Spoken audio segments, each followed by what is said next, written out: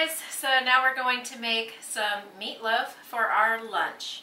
And I make basic meatloaf, and I think it tastes pretty good. Fully cooked! I'm going to show you what all is in it. It has hardly any ingredients at all, but you can add onto it, build onto it however you want.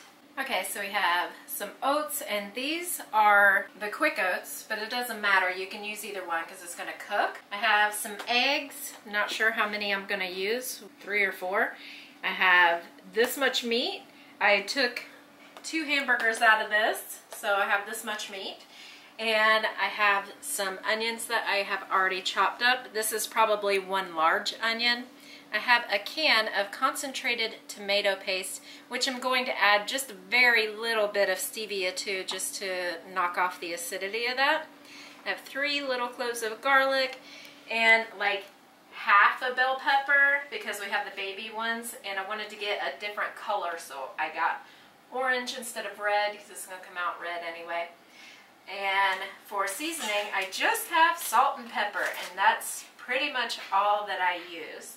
And I think this is everything. So let me get to it. First, I'm just going to put all the chopped stuff in the meat and the tomato paste. Usually I would use ketchup for this, but I don't want all that sugar in there, so I want it to be relatively low carb without sugar. So I just use some stevia instead. Put that in the meat and the eggs and the oats and just mix it up. That's why I love meatloaf and any kind of loaf. This is so easy. This is fresh meat that we get ground for us here, and I really do love that. And that's one thing that I will miss when we move to America, because I don't think there's a whole lot of places where you can get your meat ground in front of you anymore. But we will try to look for some. So I'm going to cut the garlic up and mince it. I don't have a mincer or anything, so I do have to use my old-fashioned knife.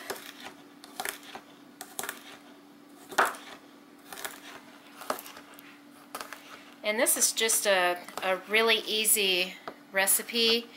You can use pretty much anything you want. To make the meat go farther, you can actually grate up some carrots or put all kinds of vegetables in here and sneak them to your kids if they don't like vegetables. Anything. You can put anything in here. You can put cheese in here. I've put cheese in my meatloaf before and I like it.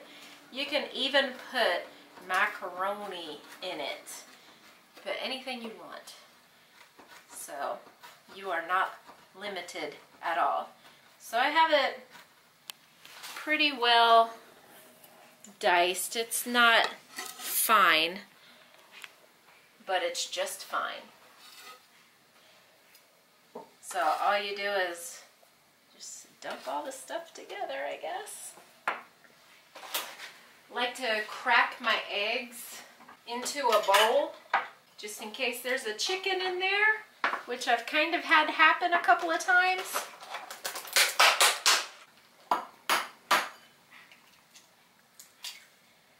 Sometimes when you get eggs, they're not all from the same, like even the same cell of chickens. So you could have different quality eggs in one container. I'm going to go ahead and put 4 eggs in here. So I want it to go a little farther, and I'm also going to put a little more oats in it as well.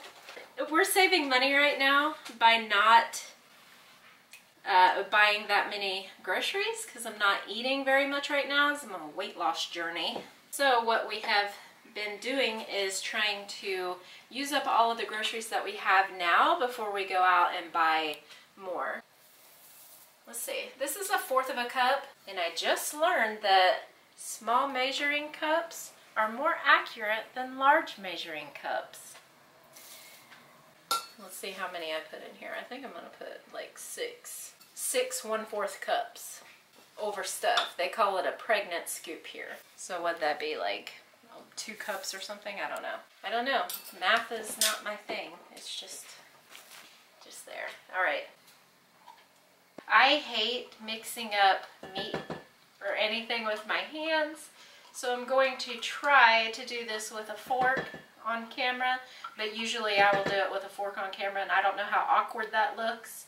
It probably looks very tough and awkward, but that's how I usually do it, because ooh, I just don't like touching that. So I'm going to cut these up, and they have seeds in them, that's the only thing. So I do have to do a little bit more work than you would if you bought a big one. But my kids like the little vegetables again, so it's cute. What we like to do with these little ones, we like to put cream cheese. We have all kinds of different flavors of cream cheese now, which is awesome. Everybody's competing on how many flavors of cream cheese they can put out. It does cost quite a bit. It's the last one I bought was on sale and it was 11 shekels, so it does cost quite a bit.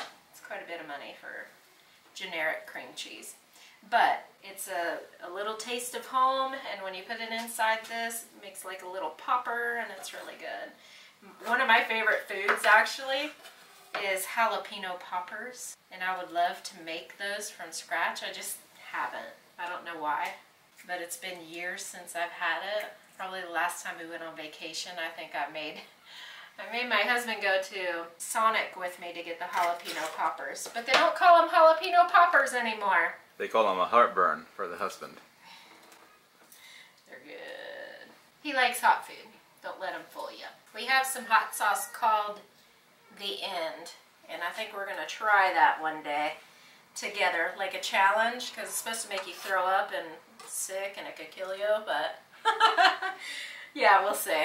I'll take all these together. This is probably like half of I should use more. I like more in mine, but I'm not actually eating this today. It's just my family.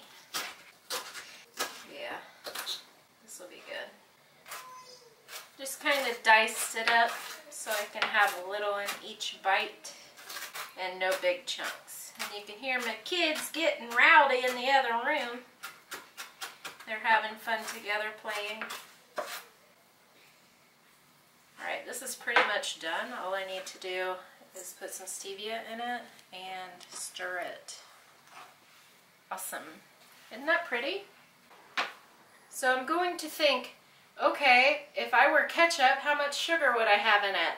This is stevia, so it's really extremely sweet. This is also 1/4 of a teaspoon, but this is better stevia, and it's not as sweet, but it has no bitter aftertaste. This is the best stuff you can ever buy. So I'm just going to sprinkle that very lightly because it is very sweet. Some salt and pepper. You know what? Pepper's kind of expensive here. I'm not sure why. Is it expensive in the States now? I have no idea. That's a lot of pepper. And then it always gets in my nose too because I really don't do this well. I should have a, yeah, it's in my throat now. Yeah. It's very fine pepper, which I like. If it's the big, like the grated pepper, it gets in my throat and it chokes me with every bite, so I can't have that. I have to have the powder. But when I have the powder and I don't have a shaker, it gets in my nose. And it's, yeah. So, I'll just mix this up. Yeah, this is good. It probably does look awkward to stir it with a fork instead of getting your hands in it, but I just can't. I just can't. Get nitrile gloves. Yeah, maybe. I just can't. Can't do it. Make sure it's all incorporated. Everything has red, everything has egg, everything has oats. You can also, instead of using oats, you can use saltine crackers, but it wouldn't be gluten-free. Unless they make saltine crackers that are gluten-free now, I don't know. You can use, what have I used? I don't even know. I don't know if you can maybe use pork rinds for low carb. I've also used, what have I used? Psyllium husks, like bran, for low carb. That's good too, but it'll make it dry, so you need to counterbalance it with some wet goodness when you eat it with some kind of sauce, maybe some tzatziki sauce or something like that. So I think this is good. This looks good to me. I like meatloaf that is not very high, not tall. I've had that before, and it just, the thought of it, well, I got sick on it one time. I actually got food poisoning from someone's mother making it, and ever since then I was like, no, never again. So I like my, this might even make 2 batches. I like it pretty thin, like maybe that thick, but usually like that. And I like the crust on it too. It's like the brownies, like brownie crust is good. So I'm gonna pour it in, because I have different, this is a Pyrex storage. It's like serve and store.